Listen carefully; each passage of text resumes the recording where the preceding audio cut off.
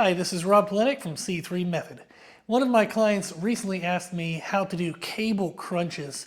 They were struggling with feeling it in their abs, and when I was watching their weekly videos that they send me, I noticed they were actually doing the movement too light.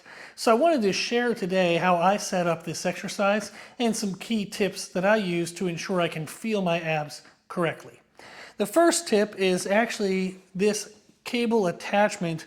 I got it off Amazon. It was like 20 bucks. It's really cheap. Instead of using the typical rope grip that has those rubber stoppers on the end, I find that this grip is much more comfortable and it's easier to kind of lock your upper body in position. So this one has loops and you can put your hand through the loops, and then once you have that in position, you can then grab the rope. The benefit now is the pressure pulls through my wrist and my hands evenly, and I can now turn my hands towards myself and kind of lock this in place. This is going to be very helpful for us to create stability in the upper body. And with the rubber stopper ones, that pressure on your pinky can be really uncomfortable. This attachment really spreads out that pressure, and that makes it a lot more comfortable. The second tip is to make it really heavy. I'm going to get down here in a second and kneel on this pad, but you'll notice that once I do, I'm kind of committed. So I want a weight that is going to be pulling me forward the entire time. I wouldn't be able to sit back in my hips because the weight is pulling me hard enough. So for example, I weigh around 250-ish pounds, and right now on the cable I think I have 180. So 180 pounds. It's pretty decent weight. That doesn't indicate that I have strong abs, it just indicates I have a heavy upper body. The weight that you're going to need is simply just enough weight that it's pulling you forward. You can't sit back even if you wanted to. That weight is pulling at you. The third tip is going to be, when I'm doing the crunch, is to think of pulling my abs inward. So I want to think of, if you were standing here right now, and if you were trying to pull your belly button to your backbone, you can hear my voice change and strain. I'm trying to pull my belly button to my backbone. Think about if I was trying to squeeze between like two things and I'm trying to get real small so I can squeeze in between them. It's pulling your abs in. So as you would do the crunch of this movement, you actually want to pull your abs in when you do the contraction, not push them out. The benefit of pulling them in is you're going to tighten your ab wall, and as you would develop the muscles, you're not creating separation. There's a condition called diastasis recti, which is common in women due to pregnancy or men due to being overweight, but you'll also see it in very heavy lifters when they use an external force to create abdominal stability. You'll see this in strongmen, you'll see this in professional bodybuilders. There's this gap in between their abdominal muscles, and it's a separation of the abdominal muscles, and that look is typically not what people want, and that look is partially created due to a push out to create abdominal bracing. So for this exercise, we want to undo that. We want to try to tighten the ab wall together, try to pull our abs in, like visually inward, but then also into our body. We want to create a nice flat stomach, and then eventually maybe if you want to create like muscle bumps, you would want to grow the muscles, but you don't want to grow them and separate them. So that third tip is to really pull the abs in. So tip number one is get this thing off Amazon. And then the rope attachment where you can put your wrist through.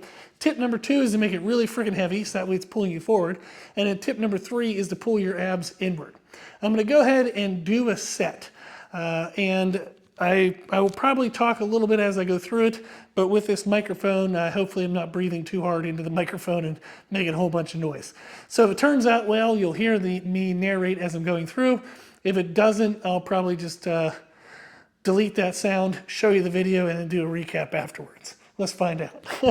So when I'm getting into place, I want it to be, again, out in front of me.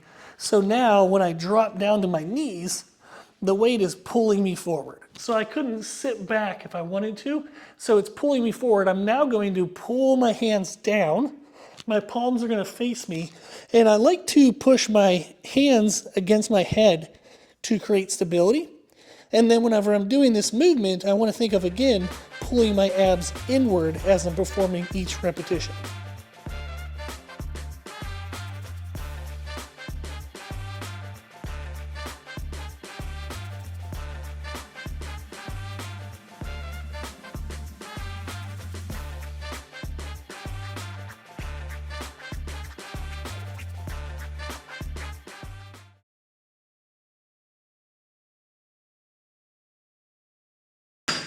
Whew.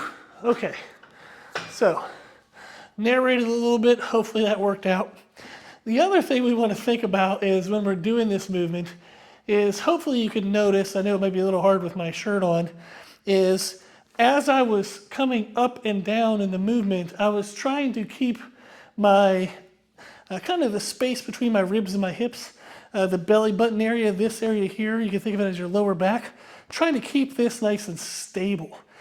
What that means is, as I was performing the crunch, I was thinking of bringing my rib cage down towards my hips, like this. And then as I would extend up, I would think of bringing my rib cage up and away.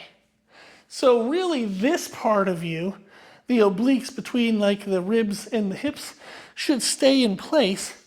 And you're just going to be pivoting with ribs down, ribs up, ribs down, ribs up. We don't want to be bending through the hips like this. You're actually pivoting at the base of the rib cage, not at the hips. So I'm going to do another set so you can actually see me doing that concept now that you're aware to look for it.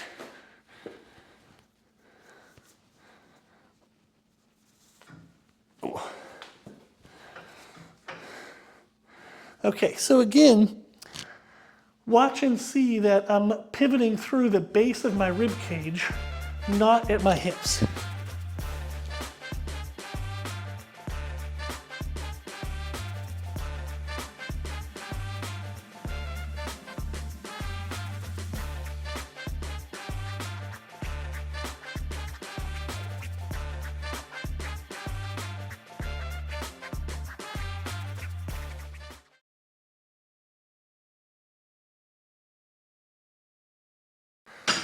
Okay, so that will be, we'll call that tip number 4. So tip number 1 is to check out that cable attachment on Amazon. Again, you want something that has loops so you can kind of put the wrist through it, and that alleviates a lot of hand pain and strain, and then you can kind of lock your upper body in place. Tip number 2 was to make it really heavy, so that way it's pulling you forward. Tip number 3, I already forgot. Hopefully you'll remember. But that was the breathing in. There we go.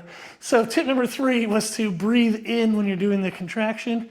And then tip number 4 is to pivot through the base of the rib cage, not the hips. So hopefully those 4 tips you'll remember, and hopefully they'll help you better feel your abs whenever you're doing cable crunches. Okay, awesome. If you have any questions, put them in the comment section below. And thank you for watching.